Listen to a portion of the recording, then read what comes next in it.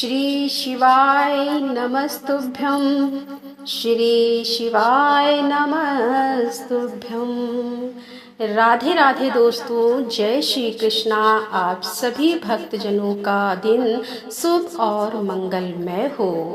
माता पार्वती और भोलेनाथ की कृपा आप सभी भक्तजनों पर बनी रहे।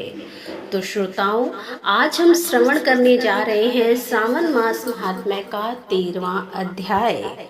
सनत कुमार जी बोले कि हे भगवान, किस व्रत के द्वारा अतुलनीय सौभाग्य प्राप्त होता है और मनुष्य पुत्र पौत्र धन ऐश्वर्य तथा सुख प्राप्त करता है। हे महादेव, व्रतों में उत्तम उस व्रत को आप मुझे बताएं। तब ईश्वर जी बोले कि हे सनत कुमार, तीनों लोकों में विख्यात दुर्वा गणपति व्रत है। सर्वप्रथम भगवती पार्वती ने श्रद्धा के साथ इस व्रत को किया था।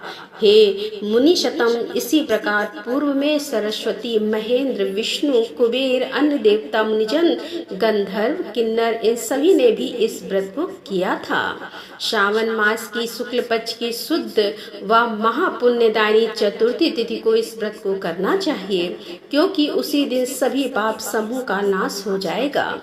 चतुर्थी के दिन स्वर्ण पीठासीन स्थित एक दंत गजानन विघ्नेश की स्वर्णमयी प्रतिमा बनाकर उसके आधार पर स्वर्णमय दुर्वा को व्यवस्थित करने के पश्चात विघ्नेश्वर को रक्त वस्त्र से वेष्टित ताम्रमय पात्र के ऊपर रखकर सर्वतो भद्र मंडल में रक्त पुष्पों से अपामार्ग, शमी, दुर्वा, तुलसी, बिलपत्र, इन 5 पत्रों से अन्य उपलब्ध सुगंधित पुष्पों से, सुगंधित द्रव्यों से, फलों से तथा मोदकों से उनकी पूजा करनी चाहिए और इसके बाद उन्हें उपहार अर्पित करना चाहिए। इस प्रकार अनेक उपचारों से भी गिरजा पुत्र विघ्नेश की पूजा करनी चाहिए और इस प्रकार से कहें कि स्वर्ण निर्मित इस प्रतिमा में मैं विघ्नेश का आवाहन करता हूँ, कृपानिधि पधारे।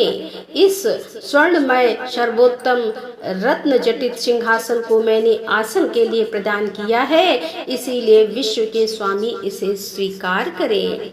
हे उमासुत, आपको नमस्कार है। हे विश्वव्यापिनी, हे सनातन, मेरे समस्त कष्टों को आप नष्ट कर दें। मैं आपको पाद समर्पित करता हूँ।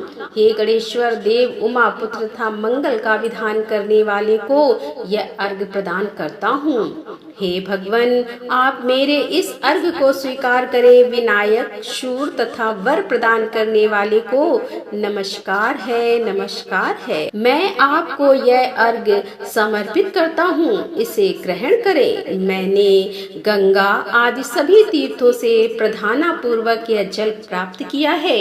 हे सुर पुंगवम, आपके स्नान के लिए मेरे द्वारा प्रदत्त इस जल को स्वीकार कीजिए। सिंदूर से चित्रित तथा कुमकुम से रंगा हुआ यह वस्त्र युग्म आपको दिया है, आप इसे ग्रहण करें।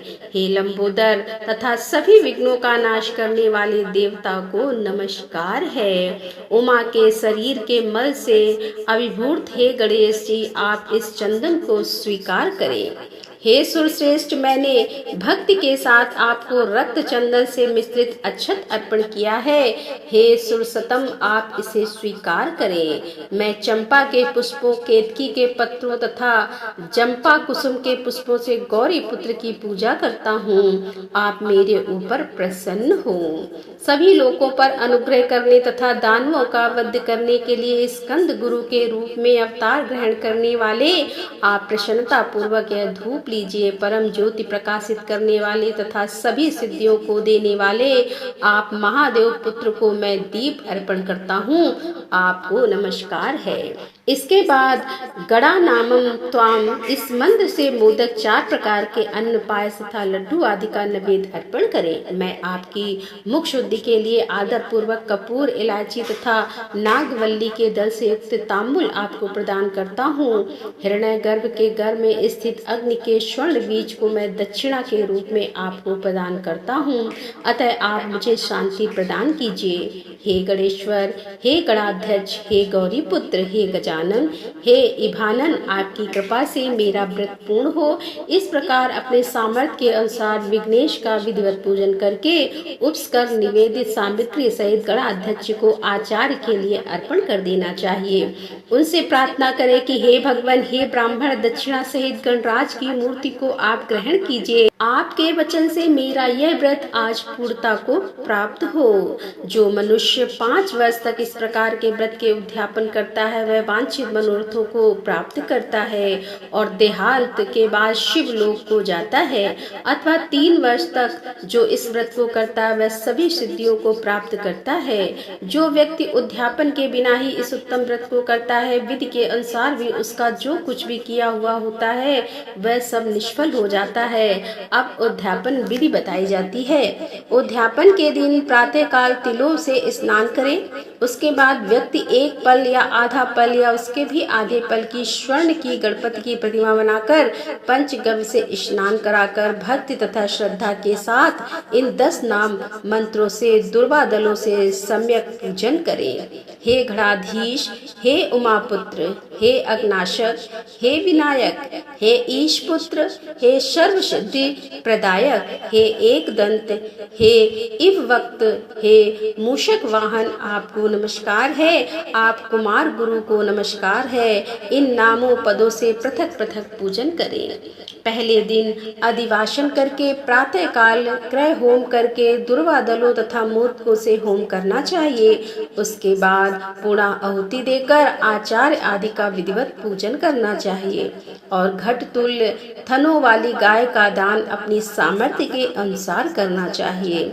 हे वत्स, इस प्रकार व्रत करने पर मनुष्य सभी मनोरथों को प्राप्त कर लेता है। हे सनत कुमार, अपने प्रिय पुत्र गणेश के व्रत करने से संतुष्ट होकर मैं उस मनुष्य को पृथ्वी पर सभी सुख प्रदान करके अंत में उसे सतगति देता हूँ। जैसे दुर्वा अपनी शाखा प्रशाखाओं के द्वारा वृद्धि को प्राप्त होती है, उसी प्रकार उस मनुष्य की पुत्र पौत्र आदि संतान निरंतर बढ़ती रहती है। हे सनत कुमार, मैंने दुर्वा गणपति का यह अत्यंत गोपनीय व्रत कहा है। सुख चाहने वाले को इस सर्वोत्कृष्ट व्रत को अवश्य करना चाहिए। तो श्रोताओं, इस प्रकार श्री स्कंद पुराण के अंतर्गत ईश्वर सनत कुमार संवाद में श्रावण मास महात्म्य में दुर्वा गणपति व्रत कथन नामक 13वां अध्याय पूर्ण हुआ। राधे राधे। जय श्री कृष्णा। हर हर महादेव। जय भोलेनाथ की।